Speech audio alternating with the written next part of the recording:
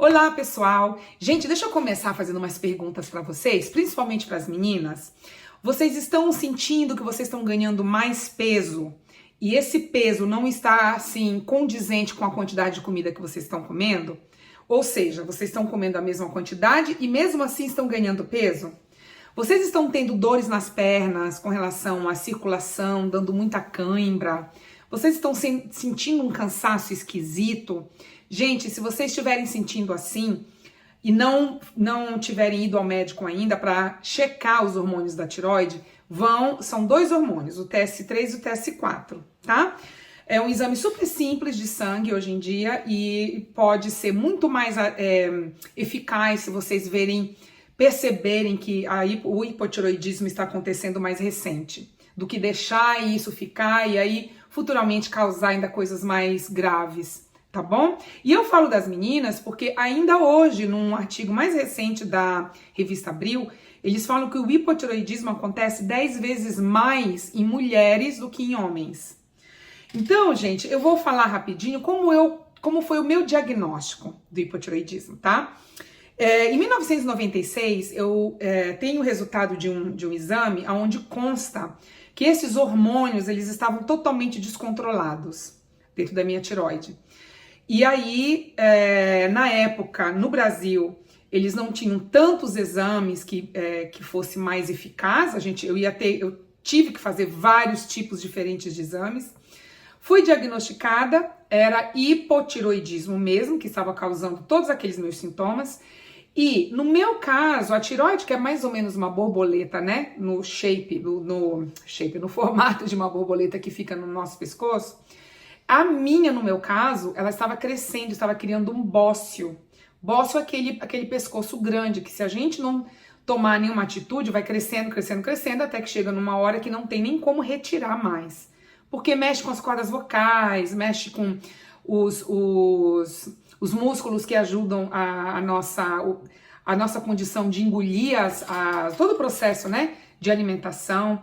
Então, deixa eu contar para vocês agora todos os sintomas que eu tive. Em 2000, então, eu tive que retirar, porque já estava crescendo demais. O meu médico na época falou, vamos retirar ela toda antes que afete as suas cordas vocais, antes que tenha aí um problema mais grave, tá? Desde então, retirando ou não, a tireoide se trata com a reposição desses hormônios, o hipotireoidismo, e os remédios, deixa eu mostrar para vocês antes. Desculpa, gente, esqueci de botar lá. Olha, eu faço a reposição com o Oroxin de 200 microgramas e o Dostinex, tá? Que é um remédio para controlar a prolactina, que também é uma disfunção causada pelo hipotireoidismo. Então, vamos lá. Deixa eu contar para vocês todos os sintomas. Primeiro, o organismo fica lento, no caso do hipotireoidismo, tá? A digestão fica lenta, a circulação lenta, aí começa perda de cabelo, unha ressecada, baixo nível de batimento cardíaco, que pode levar ao infarto, intestino com constipação, ganho de peso sem muito nexo, concentração sobre as coisas comprometidas, insônia. A insônia, se não for regulada, ela pode causar fibromialgia, que é aquela dor nos músculos constantes, né, que é uma das coisas que eu ainda tenho, por sinal, e pode ainda afetar diretamente o sistema todo reprodutor, que foi o que aconteceu no meu caso. Então, o meu ciclo menstrual era totalmente doido, tinha mês que vinha 2 dias, 2 vezes, tinha mês que não vinha mês nenhum, e o prolactinoma, que na verdade é a produção descontrolada do leite nos nossos seios, que inclusive são umas glândulas dentro do nosso crânio, entre os olhos, que essa disfunção acontece porque o hormônio que se comunica não existe, então não funciona. Todos esses sintomas, pessoal, é do hipotireoidismo, que é o que eu tenho. Existe também o hipertireoidismo, que é totalmente o contrário. Se o hipo é um organismo lento, o hiper é um organismo muito rápido que tem outros problemas. Tá bom? Então agora, antes de continuar, eu peço que vocês deem um like, que vocês compartilhem, se inscrevam no canal, tá bom? E eu volto já já.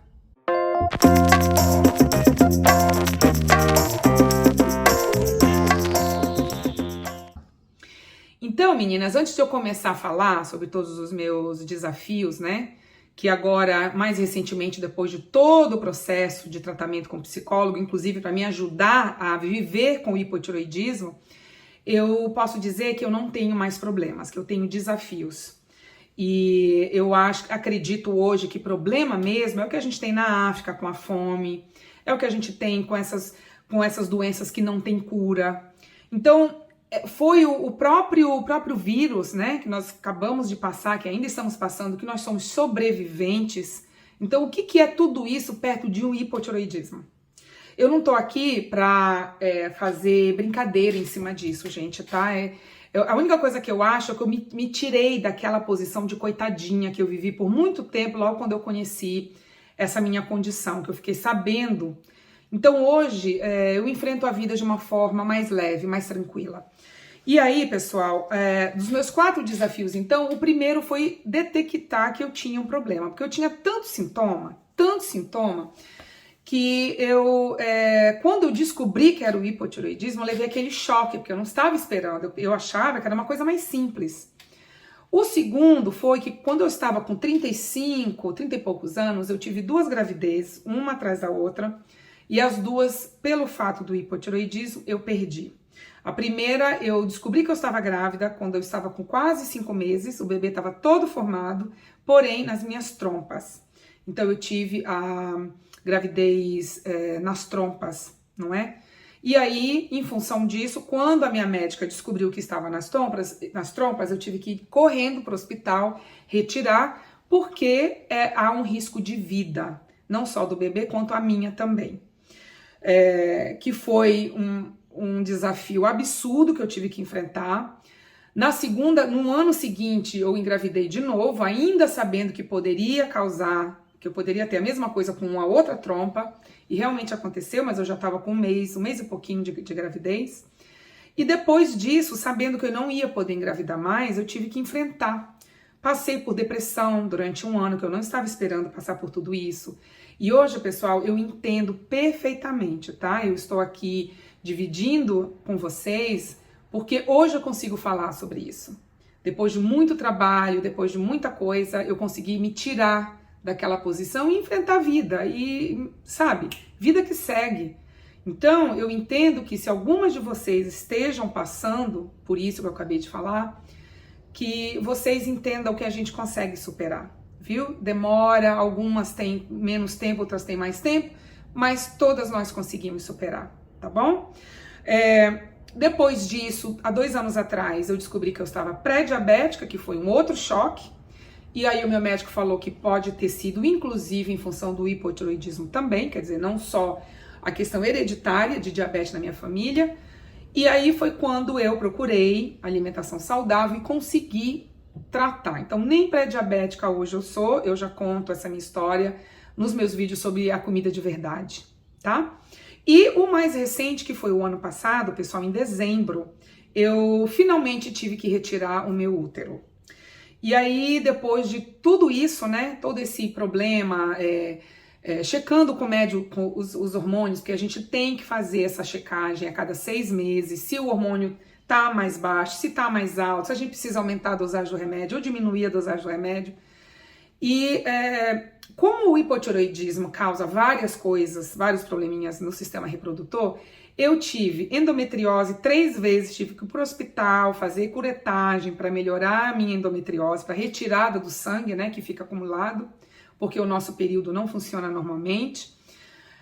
Eu tive mioma, fibroma, então, quando eu descobri todos esses problemas no meu útero, o meu médico, sempre muito otimista, não, Cris, vamos continuar, eu vou te dar, a gente vai tentar esse hormônio, vamos tentar esse medicamento, não tem necessidade de retirar o útero agora.